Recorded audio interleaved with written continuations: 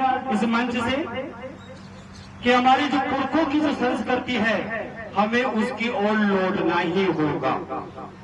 जब तक हम हमारे पुरखों की संस्कृति में हमारे रीति रिवाजों की ओर नहीं आएंगे, हम कितनी महापंचायत कर ले, कितनी मीटिंगें कर ले, कितनी कार्यकारिणियां बना ले, समाज का सुधार होने वाला नहीं।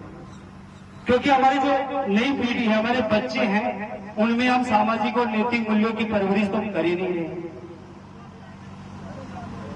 आज बच्चों को पूछो बनवा बनड़ी क्या होता है, खानो मानो पूज बनाई नहीं दे, केजड़ी क्यों पूजा, रेवड़े क्यों पूजा, क्या जानते हैं हमारे बच्चे? जानते ही नहीं। जबकि रेवड़ा पूजना है, काकड़ पूज बोचे, काकड़ डोक बोचे, तो ये सब चीजें अपनी संस्कृति सी, लेकिन सिखाया ही कौन? और फिर बात करा कि साहब आदिवासियत बची रहे, हमारा संवैधानिक अधिकार सुरक्षित रहे। इस प्रकार से हम है ना, हम हमारे आदि जो आरक्षण के जो संविधान का आरक्षण है उनको भी हम सुरक्षित नहीं कर पाएंगे। मैं आपको बताना चाहूंगा कि विगत 3 वर्षों से हम जोहार जागृति मंच के नाम से समाज उत्थान की पहल और प्रयास कर रहे हैं। और अभी पंपलेट में मैंने पढ़ा था, समाज की जो मुख्य कुरीतियां है जिनमें सबसे ज्यादा सुधार की आवश्यकता है, उनको तो स्थान ही नहीं दी। मृत्यु को जोड़ दहेज, इसकी तो बात ही नहीं की गई पंपलेट में। समाज सबसे ज्यादा बर्बाद हो रहा दोनों कुरीतियों में, तो हम इस पर क्यों नहीं बात करते? तुमने जोहार जागृति मंच से अब तक लगभग 1600 मृत्यु भोज रुकवा चुके। आपसी समझाई से, कोऑर्डिनेशन कॉल से और प्रशासन के सहयोग से, क्योंकि 1960 में ही राजस्थान सरकार ने इसे कानूनन अपराध घोषित कर रखा है। जब अपराधी हो गया तो फिर क्यों किसी अमानवीय कुरीति या प्रथा के रूप में हम उसको घसीट रहे हैं? तो मेरा एक सुझाव रहेगा कि आज इस महापंचायत में इस मृत्यु भोज को लेकर भी एक सकारात्मक समाज सुधार की घोषणा की जाए। दूसरा बिंदु जो इसमें शामिल नहीं है, दहेज।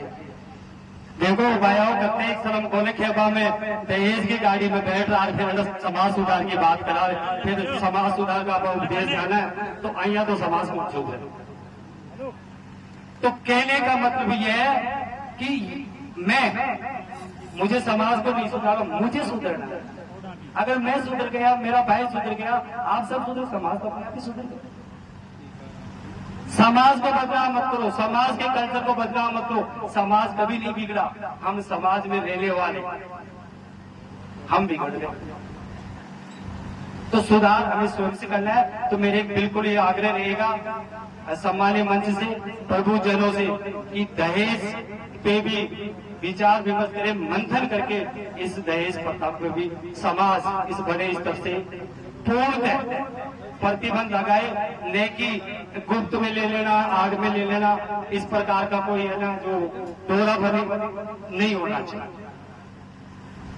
दूसरी बात मैं कहना चाहूंगा कि हमारे कल्चर की ओर जोहार जागृति मंच विगत 2 वर्षों से धरारी परंपरा से जो हमारी पुरखों की विवाहिक पद्धति रही थी उसको समाज में पुनः स्थापित कर रहा है। और अब तक 23 शादियां जोहार जागृति मंच करवा चुका।